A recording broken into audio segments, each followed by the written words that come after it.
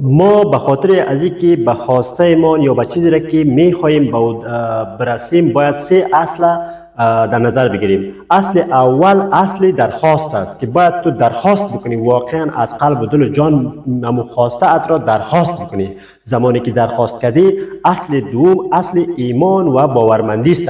وقتی که درخواست کردی تو باید ایمان داشته باشی، باور داشته باشی به خودت، به تواناییات، به مهارتت، به تمام موضوعاتی که مرتبط به درخواست میشه به خودت ایمان و باور داشته باشی. بعد از او اصل سوم اصل پذیرش است که اصل پذیرش بسیار مهم است. زمانی که درخواست کردی ایمان داشته باشی، باورمند بودی، بعد از او اصل پذیرش است که تو واقعا یعنی میپذیری امی درخواسته ات را. وقتی که درخواسته ات را پذیرفتی، بعد از او تمام کائنات دست به دست هم میکنه به خاطر رسیدن به خواسته ات را یاری و کمک میکنه، تو به خواسته ات واقعا میرسی.